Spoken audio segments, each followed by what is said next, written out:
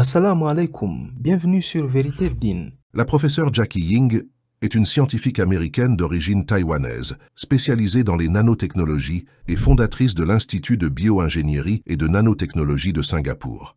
Après plusieurs années de recherche sur la biologie dans le Coran, Jackie Ying a été particulièrement stupéfaite par ce verset qui parle explicitement du rôle de l'eau dans la vie. Cette découverte l'a poussée à s'intéresser davantage aux enseignements de l'islam et à partir de ce moment, elle a trouvé les réponses à beaucoup de questions qu'elle se posait dès son jeune âge. Quand j'avais 11 ou 12 ans, j'ai commencé à me demander quel était le but de la vie. Je me posais toujours la question de savoir pourquoi nous sommes venus dans ce monde et ce qui rendait chacun de nous spécial et différent. Ce n'est que plus tard dans ma vie que j'ai trouvé la réponse quand j'ai découvert l'islam. Née à Taïwan dans une famille chrétienne, ils se sont installés au Singapour où elle a fait ses études primaires.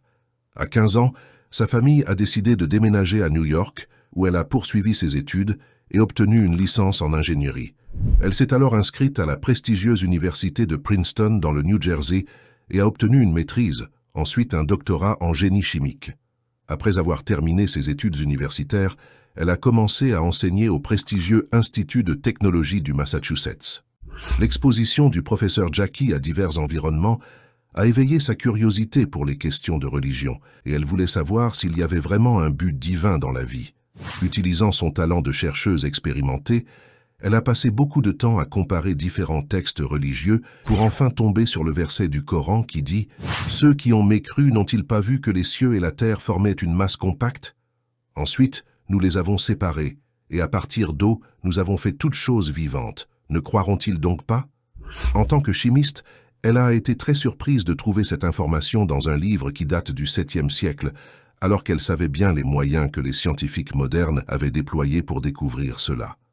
En fait, les études montrent que chez certains organismes, jusqu'à 90% du poids corporel provient de l'eau, et que jusqu'à 60% du corps d'un adulte humain est constitué d'eau. Dans leur travail de recherche intitulé The Chemical Composition of the Adult Human Body and its Bearing on the Biochemistry of Growth, l'Américain Mitchell et ses collègues ont découvert en 1945 que le cerveau et le cœur sont composés de 73% d'eau, tandis que les poumons sont composés d'environ 83% d'eau. Cette étude a également montré que la peau du corps contient 64% d'eau, les muscles et les reins 79%, et que les os contiennent 31% d'eau. Comment Muhammad a-t-il pu connaître ces informations qui ont coûté aux scientifiques modernes des recherches intenses utilisant des outils modernes très sophistiqués? Se demandait-elle. Comment se fait-il que Muhammad ait su que l'eau est la source de toute vie? Même si nous supposons qu'il était doué et qu'il avait eu connaissance de cette information pendant ses voyages en tant que marchand, comment se fait-il qu'il ait été si certain que la vie provenait de l'eau jusqu'à prendre un grand risque d'inscrire cela dans son livre sacré, sachant que s'il avait tort, cela aurait réfuté toute sa religion? Pourquoi Muhammad a-t-il pris un tel risque? Continuait de se demander Jackie Ying. La professeure Ying a rapidement compris que cette information provenait sans doute du créateur de l'univers.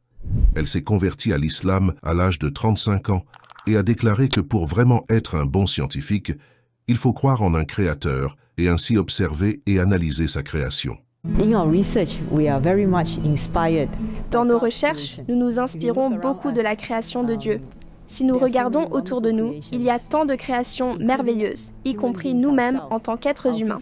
Notre physiologie est si complexe qu'elle nous indique sûrement qu'il doit y avoir un créateur.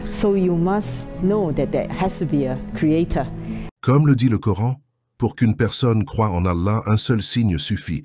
Et pour une personne qui a décidé de rester dans l'obscurité, même des millions de signes ne suffisent pas.